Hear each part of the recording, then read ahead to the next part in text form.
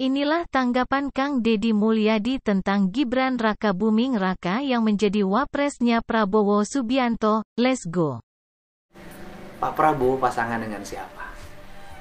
Ya, partai-partai sudah mengumumkan dengan Gibran Rakabuming. Pasti ini kepentingan Jokowi dan keluarga. Belum tentu.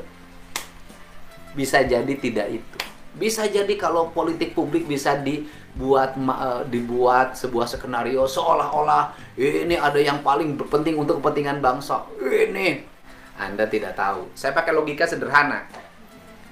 Pak Prabowo maju jadi presiden, partainya sendiri, tidak ada yang mengendalikan biayanya. Saya yakin dia punya uang kok. Kepentingan pribadinya nggak ada. Anaknya cuma satu, sudah mandiri tuh menjadi desain interiornya BMW. Nggak ikut politik, jauh dari politik, ya kan? Kepentingannya apa? Hanya kepentingan ingin mewakafkan diri bagi bangsa. Artinya dalam diri Prabowo hanya ada Prabowo Subianto, nggak ada yang lain. Nah kemudian sekarang Gibran, di belakangnya siapa? Jokowi. Anda mau ragu terhadap dia, terhadap kemampuannya, terhadap manajerialnya, keberpihakan pada bangsanya, keinginan menatap masa depannya? Fair. Anda mau ragukan dia. 80% publik Indonesia puas kok. Yang tidak menyukai dia siapa sih? Paling hanya yang memiliki basic ketidakpuasan persoalan isu-isu SARA. Nah hari ini yang marah pada dia siapa lagi? Mitra koalisinya, mitra kongsinya. Kenapa tidak puas sama dia? Karena dia tidak bisa mendukung apa yang diharapkan menjadi pasangannya. Dia tidak bisa menjadi mitra koalisi untuk mendukung calonnya. Marahnya cuma itu kok. Pasti kalau marahnya cuma itu, yang dicari yang lain-lain salahnya. Nanti akan begitu. Biasa politik. Nah, pertanyaannya adalah, kalau yang di pasangan lain, saya nggak usah nyebutin, capresnya A, di belakangnya siapa?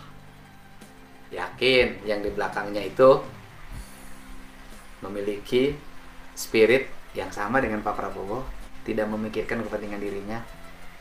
Yakin? Saya pikir tidak. Terus kemudian calon presiden tidak memiliki uang berasal dari masyarakat biasa, tidak punya apapun. Apa benar kalau nyalon presiden itu tidak pakai biaya? Apa benar kesana kemari naik pesawat tiketnya tidak bayar? Apa benar konsolidasi masanya digerakkan tidak pakai transport, tidak pakai nasi dus, tidak pakai nasi box, saya akan nyebut nasi bungkus? Apa benar bikin kaos itu gratis? Apa benar masuk hotel ngumpulin orang kemudian di hotel itu tidak dibayar? Apa benar panggil keliling kemana-mana grup kesenian senimannya tidak dikasih ongkos? Semuanya kan pakai uang. Apa benar nanti saksi itu bebas tanpa biaya di seluruh Indonesia dengan jumlah puluhan miliar, bisa jadi ratusan miliar? Apa benar tidak pakai biaya? Ya pakai biaya. Itu pertanyaannya, biayanya dari mana? Ya pasti para sponsor. Sponsor kepentingannya apa? Kepentingannya satu proyek, dua izin hutang, izin penambangan, izin perkebunan, banyak lagi. Pasti kepentingan deh. Yang calon satu lagi, di belakangnya siapa? Ada yang di belakangnya. Ini nggak ada yang di belakangnya nih. Nah, kemudian kalau bicara persoalan wakil presiden, kita ini debat persoalan wakil presiden, seolah-olah wakil presiden ini memiliki peran yang sangat strategik. Apa benar? Wakil presiden ini, kasih tahu ya, saya pernah jadi bupati, pernah juga jadi wakil. Namanya wakil itu kalau terlalu pinter, jalan sendiri, orang nyebutnya offset, overlap, dianggap nanti benturan deh sama yang diwakilinya, ribut. Terus kalau wakil ini juga mengganggu kepentingan calon presidennya, nanti jadi masalah juga. Nggak juga sehebat apapun wakil, nggak bisa ngambil keputusan, nggak bisa punya kebijakan, semuanya tunduk patuh apa yang ditetapkan oleh presiden. Wakil nggak bisa ngangkat jaksa agung, wakil nggak bisa ngangkat hakim agung, wakil nggak bisa ngangkat penyidik, nggak bisa. Ya wakil ini sebatas melaksanakan tugas-tugas yang diberikan oleh presiden. Nih buktinya, kalau bicara bahwa wakil itu sangat diperlukan.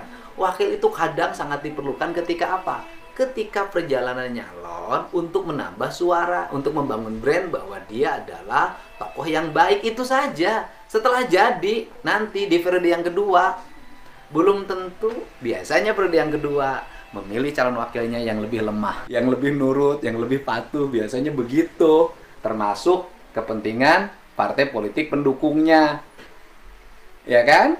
Gitu loh. Ya cerita Pak Mahfud MD dulu sudah pakai baju kemudian nggak jadi karena di lingkarannya menginginkan wakil yang sekarang. Mau dulu dong dipakai. Kalau yang di lingkarannya setuju, yang di lingkarannya dulu nggak setuju kok, gitu loh. Gitu. Kemudian dulu Pak SBY waktu periode pertama sama Pak JK ini kan full power, ya kan, punya kemampuan ekonomi, kecepatan mengambil keputusan. Buktinya periode yang kedua Pak SBY milih yang lain. Pak Jokowi juga sama kan, pertama ke JK, periode yang kedua ngambil yang lain. Itulah wakil. Jadi kita ini hari ini ribut urusan wakil, kata aku biasa aja. Paling pokok itu, kekuatan itu ada di calon presidennya. Nah, dan di calon presidennya belum tentu juga bahwa kekuatan itu full, calon presiden itu mandiri. Ya kalau calon presidennya di belakangnya sponsornya banyak, yang nyumbangnya banyak, ngantri, ya pasti dia nanti ngikutin para penyumbang. Itu logis lah, kita ini ngomong tidak usah terlalu tinggi-tinggi, nggak usah terlalu ideal-ideal. Faktanya politik ya seperti itu loh, saya juga ngalamin politik seperti itu. Nah, untuk itu, ya kan, gimana hari ini Pak Prabowo ngambil berdasarkan usulan partai-partai, kita bersama Pak Mas Gibran, ya kita terima dong, kita support minimal.